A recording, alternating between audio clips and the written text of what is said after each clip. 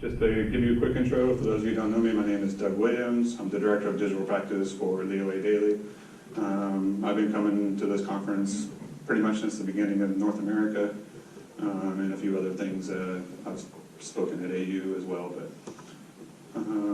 So today I'm going to talk to you about operations and what we've been doing relative to using the data that we have in operations. Some of this is exploratory, some of this is actual, real stuff, so it's not all vaporware. But some of the things that I'll be talking about will really key off of the same exact thing that Anthony talked about along the way.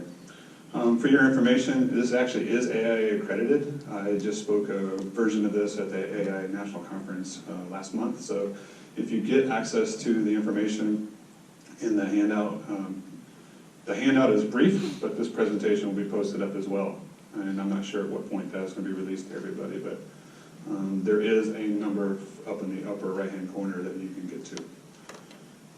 So really, the question that I've really present things and I've looked at user interface has sort of been my pet peeve along the day of trying to do this profession. And I've always looked at a user interface and everything is visual. And we start getting into the conversation of why do we look at things graphically as opposed to text and driven things that are table-based, and why do we hear from firm to firm to firm that we're actually accounting firms with architecture business on the side? Because we have project managers who live in vision all day long. And so I've always looked at things from a visual perspective, but the fact is, and this is a very key point here, is that, let's see how this is working, there you go. You know, you process images 60,000 times faster than you do actual text. And so that's why I look at things from a visualization perspective and why I look at things from that lens. So in this case, I'm actually going to do and create some data so you can get out your phones. And for those of you who are iOS, you can just point your little camera to that QR code and it should pop up that you can actually get into a QR reader. So I'm going to use direct poll. I've probably got about four or five questions throughout here, and then we're going to show the results live along the way. So you can either type in the address or use the QR reader if you have one. And on each question, it'll be the same QR code. And so we'll see and make sure this actually works properly. So I got to run, navigate, all the same time. There we go. So the first question I have, and this is really relative to you, is what is your primary role? What do you do within the profession? Go over here. See if this pops up, see if it's on the right screen. No, it is not. Let me just duplicate this.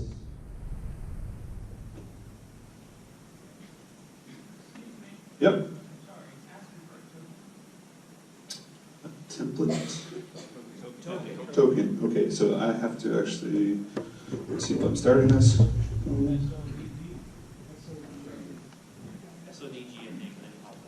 There you go, yeah, the SODG, that's probably that part there. All right, so is everybody actually getting to that?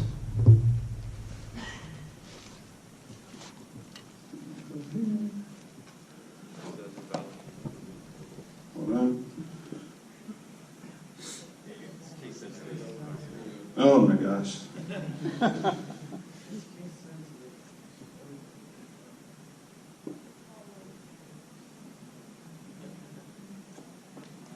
Can we see that? We're working, we're live. All right, if this doesn't work out, then I'll bail on it. But I really want to get to the meat of the material here, so sorry. When I did this last, it was multiple people. Okay, so I will go past the questions. So let me get to the point of the discussion here. I'll just work on the fly here.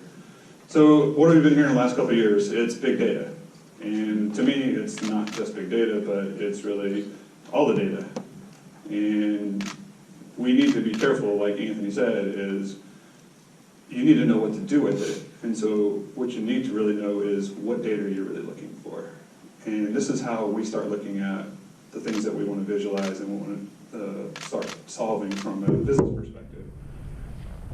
And so I kind of live by this philosophy a little bit that, you know, less data leads to more decision support, which leads to greater value. Those are the things that you need to really look at, not do I need to harvest all the data from all the Revit models on my server, regardless if I'm using them today or not. Those are the things that you need to really address. And I'm going to show some examples along the way. So this is the way I start talking to leadership. And I start telling them that we have lots of data, and we have easily 90% of the data that sits on our server is not being used because they don't know what to do with it. We don't know what to do with it. Quite honestly, I think the problems need to be defined. I think Anthony talked about looking for pattern recognition. So I look for pattern recognition of like what problems are the business people having. And then how can we analyze that and start lining those up into containers? And I'm going to talk about the process in a second. But ultimately, we're going to get down to what kind of decisions need to be made. So there's a couple ways that we look at this. And if you look at it from an observational point first, you start breaking down the patterns. And then from there, you start analyzing them. And it's a diagnostic analysis of what you're trying to look at. Is it something I need to clean up? Is it something that's already clean? Is there a single source of truth for this data, or is it being copied and replicated? So then, once you get that data lined up, then you start looking for those trends for predicting where you're going to move your operations. And it could be staff, it could be proactive approaches to production. I'm going to show some examples in a second. And then ultimately use that information. I think David said at the beginning, without data, you're just another person with an opinion, which is a perfect example of why I come to leadership and I talk to them about, I come to them with solutions rather than saying, here's a problem, let's just figure it out and start another daggum initiative. You know, we have, some firms have more initiative than others, but I'd rather come to the table with solutions. So this is where we started looking a couple years ago within our practice, and we started identifying what information can we start pulling from. And these 7 areas are the main areas that we're focusing on. Since we have an integrated IT within our firm, we have database engineers, and it goes back to that accounting conversation again, driving the practice. They have a lot of information and financials that they want to understand, which then goes into staffing and manpower. But lately, in the last couple of years, we've been started getting more and more companies opening their APIs. And then we start accessing libraries. And this is when we start looking at web-based content management, learning management systems, all that information.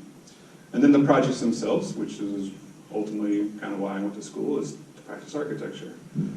So that's, to me, is there's so much data that's there that we want to find out. In my team, I have a team of 11 people that are there to troubleshoot and to try to progress the processes that we do within the firm. But they probably spend most of their time right now being firefighters. I'll show some examples in a second. So this is a wonderful slide. As of the beginning of this year, there are over 7,000 applications out there right now that can have some sort of a data structure accessed or shared or inquiring. So this list gets updated every year. It's usually from a marketing company, Chief Market, or Chief Tech, and down the references down in the bottom. But they update this every year, and literally there's probably almost every software application out there that we use is on this list somewhere. All right, let's get back to that. So this past year, we started looking at business development opportunities, and where each of these areas are all data points that they constantly will come to us at the last minute, a lot of times. Where do we have this? Do we know how to do this? How many of these projects have we done?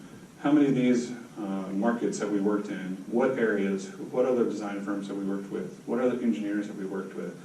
And so these all become these kind of questions that we start analyzing. Well, we're going to start organizing this information in different groups and by different market sectors to start looking at how can we do this and then start repeating it. the ultimate goal here is to win work. If we're not winning the work, why is it? And so those are all data points. They're being aggregated in a CRM. They're being aggregated in a vision plan. They're all over the place. And so we're starting to look at an actual data architecture plan within the practice. We're not 100% there yet, but we started a couple years ago with our digital practice team and our IT team.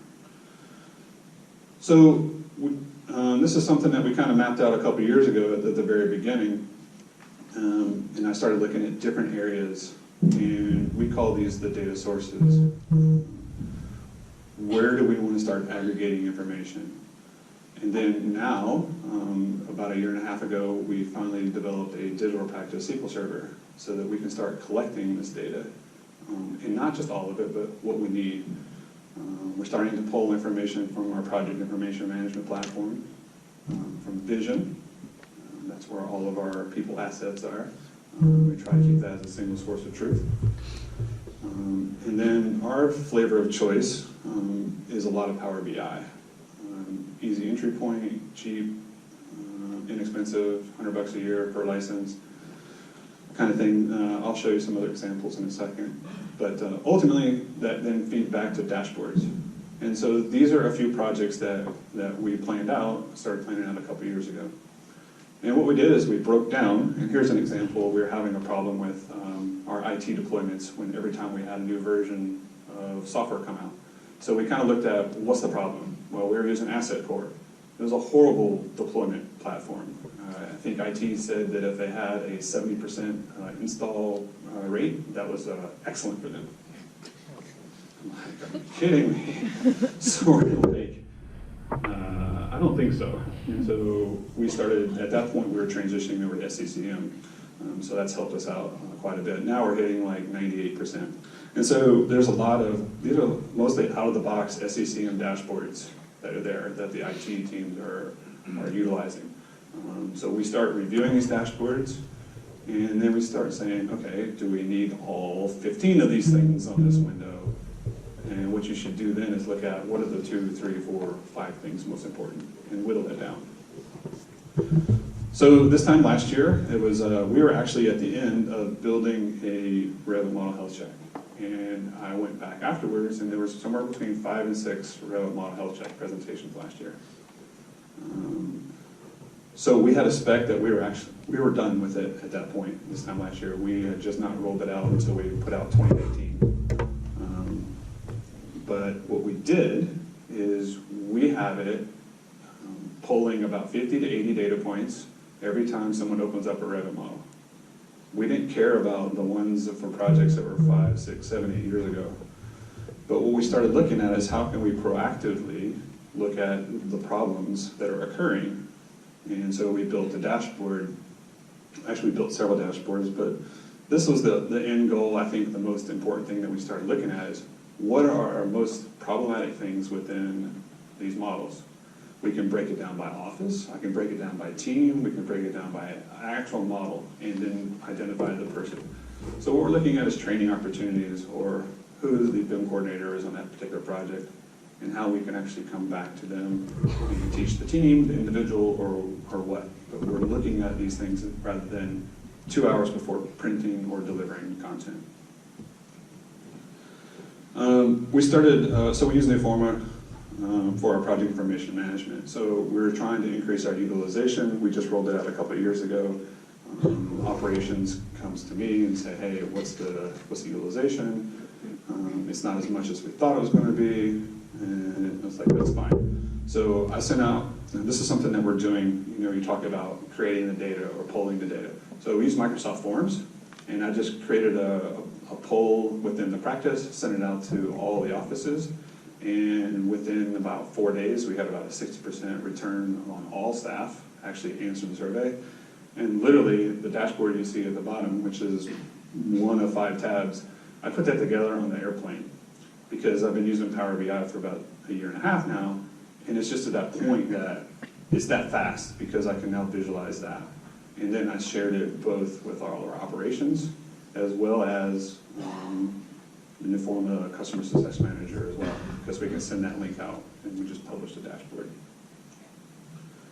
I even use it for home finances. It's kind of crazy and geeky, but it's wonderful, actually. You can start looking at the trends of your groceries versus your meal kits versus your drinks versus all your travel. Anyway, so myself, I was looking for a better tool because I had 11 team members that worked across all the offices in North America that we have, and we ourselves had digital practice projects. But I didn't want to work with accounting and set up a different vision number every time I was tracking what we were doing. IT also has their own sets of projects that they track. And so what I did is I went in, and all these data points that I was tracking were questions that were asked by operations. Some of them were actually my data points that I wanted to know. I wanted to know when our team introduced an idea, what's that date? Month, year is all I really needed. And then when did we actually kick it off? So if it took 3 months to kick off an idea or a project, then why? Is that my trend? Is it staffing? Is it they're working on projects? Is it they're spending too much time doing something else? And then I looked at duration. But then there's another part that I have in here that I'm actually tracking every time we post our timesheets. So 2 weeks, every 2 weeks, I get a report that dumps data into our SQL server of actual time. So I can look at the delta versus planned time versus actual time on all of our projects, and we're using coding. So I created some filters in here that I can look at active projects. I started looking at how can I pare this information down. And then, since my team, all the digital practice managers within our firm actually report to the local operations directors, so I can share this out with operation directors, and they know at any given time, any employee in the company, whether a digital practice manager or not, charges time, I can actually see that. And I can filter out by name, by project, and how much time, and then there's keyword searching along the way. So this helps me inform leadership and be transparent as much as I can about what we're working, because how many of you are in this kind of role and you're still getting asked, well, what does this person do all day and why am I spending all this overhead? Well, this is me trying to expose back to them and educate them what's going on and show the priorities and prioritizations. So what we've started doing now is looking at this same kind of thing from the architecture practice itself. And so now what a lot of the architects want to do is they want to stop working in vision all the time, and they want to start looking at things across the offices. So I'm going to show you where we've gone with this, but right now most of this has only been in test phase for us for the last year or so.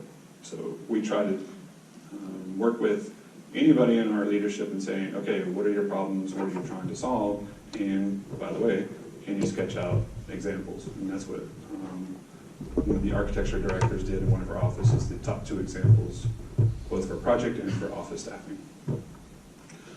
So what flavor should you use? So anything from Excel all the way up to SQL Server. And it really comes into, I think for 2 years I used the Excel file that I'm using to track my team. But now we've ported that over to SQL, and then we have an interface so I can update information. So in order from top to bottom, you can use, like I said, these are easy entry points, but there are actually a couple dozen. From Excel to Access to SQL Server. And there are other cloud-based options as well. And then from the dashboard, you have what I call the Rolls Royce of cost-wise Tableau, which I think they actually just introduced a inexpensive model similar to what Power BI is doing. I'm not sure exactly what that is. I think that's been the last couple months. But we're Enterprise Microsoft in our firm, so we actually have, I think it's like $100 a year that we get an actual publisher license for Power BI. And then we're using products like Avail that their data ports over directly to Google Studio, and then we are getting some data pulled from there as well. Okay.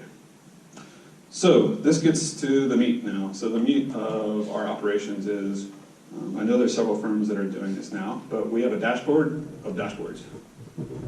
So we've created a single portal that is for our operations, and it's all role-based, so depending on your position within the firm, you see different parts of this portal.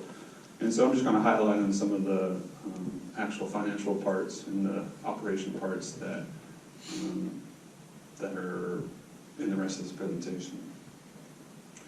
So we look at things like revenue forecasting. So we do multi-office projects, single office projects, multiple market sectors. And they were, before we started visualizing this, they were off by as much as 20% plus or minus on some of their forecasting. Now that we've employed sort of a dashboard, and that whole cleanup process is a very real thing, is you have to clean up the data. And that's what the problem was, is a lot of the data was incomplete, which is usually one of your biggest symptoms of reporting problems. Or it was just completely inaccurate and it was all hypothesized revenue forecasting from business development. So now since we're starting to migrate towards a one firm mentality, which is instead of a franchise model of each individual office, we now have to look at cross-office staffing. And so what you see here is now we have a lot of operations directors that still kind of live inside of Vision. They actually like the table format. So we just optimize one of the dashboards to be color-coded. So anybody in red, I believe was, anybody in red was over-assigned work. And everybody in blue is properly, and everybody in green is understaffed. So under plan. So I think this is a 3-month look ahead. And so it's something as simple as that, just color coding and make a heat map. We're starting to try to look at this as well for a skills matrix as well. We're just not there yet. HR is kind of getting in the way of some of that, but you got to work with that too. One of the things that I always ran into a problem is turnover.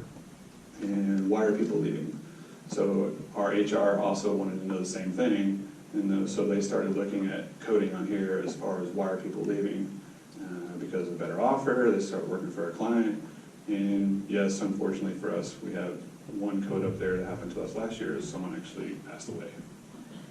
Can't really help that, but it will ultimately, in the bottom, actually shows a trend line. Are we trending up or down? Is it an economy thing? Is it a location thing? Is it a manager thing?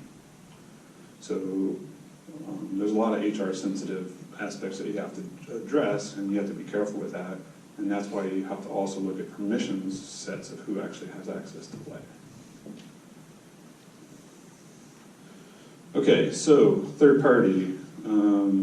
We are actually working with a company called Paraffin for some hospitality development. This was originally written by a couple people at another architecture firm that they were doing this internally. They had their own lab, and the firm didn't think it was something to be invested in, so they basically left, and they started this company called Paraffin. It's primarily for developers and developers of hospitality. And what it allows them to do is look at multiple sites, put in development dollars.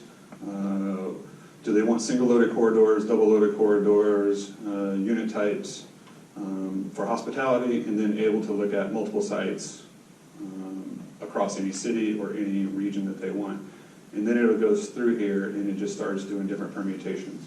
Very similar to Hypar, is they can do tens of thousands of permutations in a few minutes.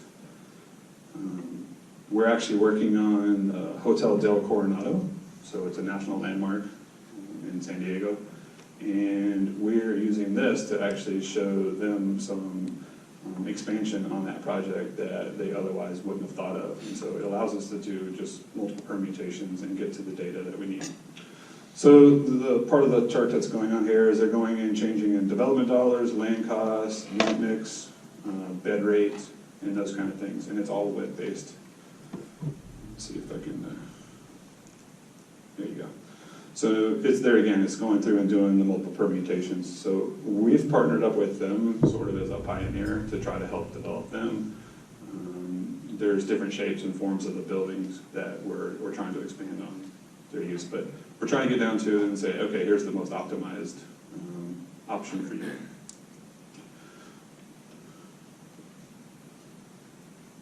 Okay, so Anthony also talked about in the hackathon that they went out and tried to gather the data about housing in Seattle. This is a perfect example of what our aviation team did. They started this about 1.5 years ago, and they started looking at what target markets that we need to do proposals on, or put in offers for, or keep, what RFPs do we need to chase. The reality is, when you look at all the big hubs, that's what you've got.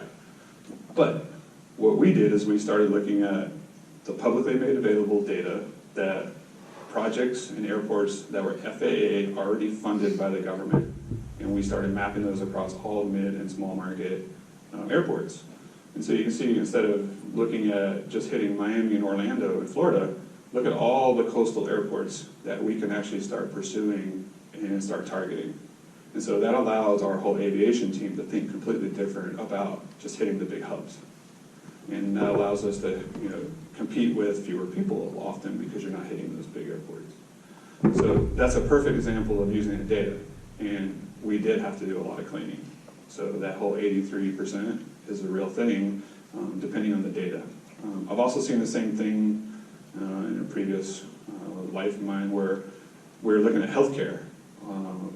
There are some publicly made available data, like the zip codes of people that are going to ERs. Those are actually collated and put in to public information. Why are people driving 3 zip codes away to come to a particular hospital? Is it service? Is it just they know they don't have to pay, or is it, I don't know, faster turnaround? So we were looking at that from a healthcare perspective in our previous life here. So this example here is, we're finishing up very soon the New Orleans airport. And what's happening, if you don't know, is across the runway at New Orleans, there's a whole completely different terminal being built. Once this opens up, and I believe it's sometime this year, very near to be completed, they're actually going to tear down the old one. So this is a complete replacement on site. So we did some computational design when we first did it. But what we started looking at, probably close to 3 years ago, was this information here, where we can start looking at the budgeted dollars versus the actual dollars that we were getting from contractors. And we were able to look at it per phase, per area, whether it was front of house, whether it was gate side or curbside. But the information that we started gathering from this, plus the previous one, we can now go talk to other airlines and say, okay, if you were able to give us 3 more locations for retail, you can actually generate this much more revenue. And we were using the data behind our existing content, our models, based on the budget dollars. So it was enlightening our clients, and so a combination of the previous data as far as target markets and data like this that we pull from the Revit models in production, and we can start looking at just better ways to engage the client. Okay, so I'm getting to the last section, and this is that, Anthony also said, we didn't plan any of this, but this is all kind of leading in, and I think some stuff that Ryan is going to talk about afterwards is very similar. This is the way I think our group was probably, as recent as 10 years ago, is the IAT side, the digital practice side, or CAD manager side. But what's happened is that those areas are blurring and graying out really fast. We've looked at this within our practice of how can, some of this is the same person, some of it is just all new hires, but when you start looking at this, it's just sort of the structure of the team. But if you take it one more layer deeper, this is the reality of what is starting to change within the practice. So some of this is new positions, some of this is some of our existing positions, but there are so many different things out there within data and analytics and what we do. You literally could have this, for me, in my opinion, integrated in what we do in the practice and not a separate team. That's the reality that I see within the practice changing. I attend a few other conferences, and I engage regularly with deans of architecture and design and engineering. And for years I was talking about, why is the product that you deliver, graduates, come to us and they don't know anything about how to actually use the software that we use? So what they have actually done is put the onus back on us to teach them how to use the tools that we use, because they profess that they're just in the business of teaching them how to design and or engineer. That's it. And so that really puts it all on us. Now, secondly, and I talked to many of them the first part of this year, is that majority of the design universities today, a lot of the students, almost half of the students, are double majoring in some sort of computer science. That's just straight up what's happening. So it's happening that fast. So for me, this is something that do you take one or two of these and become niche, or do you figure out how to do 2 or 3 or 4 of these and spread yourself out? I think that, long gone are the days of the CAD manager and the BIM manager, and really it's coming down to the data visualization. And then we have one more layer, and whether you have an innovation incubator or whatever, but we have a technology advocate forum that we're actually looking to revamp into some sort of innovation incubator kind of thing, which to me is really more like the test bed for what we're going to implement in the process. Okay, with that, excellent. I got about 8 minutes or so. So the material that I have that's on the app right now is really just sort of a summary, and there's reading information. It's not really the presentation. Like I said, that will be uploaded again in a little bit. I don't know at what point that'll be available to everybody. Usually it's within a few weeks. And then also I'll be out at the speaker lounge tomorrow in the afternoon, and then I think that's published for everybody too. So with that, just kind of throw out any time frame for questions. Yes? Are you looking at relationship databases or graph databases? Sorry, I didn't hear the last part. Are you doing relationship databases or graph? We're actually looking at all kinds. It really depends as far as they're asking if we're looking at relationship databases or graph. It depends on which part of the operations is looking at. Whether it's a staffing thing or whether it's a project planning thing, it really depends. That's one thing too that I've talked to a few people. The biggest thing about creating any of these dashboards anyway is go back and review them. Don't just say it's process it and it's done. Go back and see if you're actually using it in the way you thought. I think one of the biggest I don't know if you can track actually how people actually use it other than getting input, but one of the things that our team has done is they create this so massive, so much information that they said, well, I'm going to use these 3 or 4 things on this tab and these 3 or 4 things in this tab, and they can get rid of whole tabs of information just to make a summary. So as far as which type of relationship we're using, a database device, it really will vary depending on the department and group. Yes? How do you pull information out of Revit models? For me, I'm fortunate I have an API guy in-house, and he knows how to do that. Some of it is actually, I believe it's a 995 we have sitting on each of the workstations that go out with the deploys that actually is basically a polls. I'm looking at Matt right there because he can probably tell you way better than I can. Yeah. Yeah. Anyway, there's several ways, and there's lots of people here that can probably talk to you about that. It's one of those things where I hire smart people and let them do it. Yes? Oh, you have a question? Question? Yeah, I was wondering, you're talking about tracking your staffing and ROI, time spent, et cetera, and then when you started talking about the Florida airports, right, the small, medium market airports, are you able to correlate the data of having time spent building that data set, publishing that dashboard, and then correlating that against the pursuit team and their hit rate on those target markets that you're exposing to sort of validate the time spent cleaning the data. I think we're going to get there, but I would say we're not tracking that as of yet. Some of it is a one-time cleaning, and then once you've cleaned it, you're just uploading fresh. So a lot of the cleaning could be just like, I don't need 85 columns of data, I only need these 20. So sometimes it's that. But I think the collating down, you learn a lot along the way of what's like really insignificant. But I haven't looked at the amount of time spent versus the hit rate. But it's a good point to actually incorporate into our business development team. I'm just glad they're doing anything, to be honest with you. Stop asking me how many Revit models or Revit projects we worked on last year. I don't know. We're a 450-person firm and 11 offices. I don't have a clue. Yes, back there. From the time you started your data cleanup to the time you actually had a viable product, how long was that? For which one?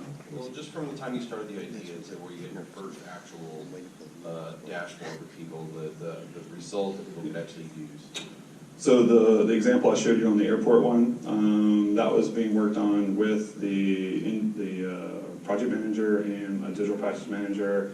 They probably had the first prototype up, because that was the very first one they did. They probably had the first prototype up in about 3 or 4 days, and then they started expanding it. I think now that same team could probably do it in about 4 hours.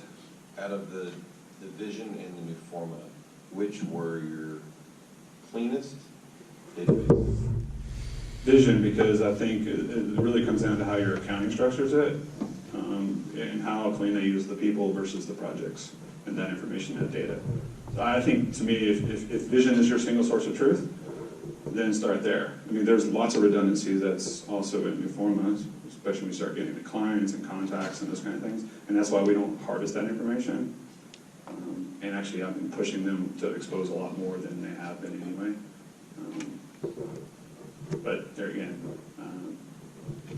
I don't worry about necessarily which one's the cleanest. I just look at how easy can I extrapolate it. And like I said, we have some database engineers. Also, one other thing too is, how fast do you actually need it? I know Ryan's going to talk about some of that, but do you need it like up to the hour? Or are you good, like me, when I do a look back on actual hours that were spent on a project? I only need it like every 2 weeks, because I'm being reviewed on a quarterly basis with my team and my COO. So I don't need it like every day. But the Revit model ones, they're literally every time someone opens a Revit model, it pumps in about 30 pieces of data, and then in our template we have like do advanced dump, and then it dumps up to 80 pieces of data. So that's one thing to keep in mind too, is how fast do you need the information, or how current do you need the information. Keep that in mind. All right, thank you, Doug. Yep. Well, thank you. Very important. Thank you very much.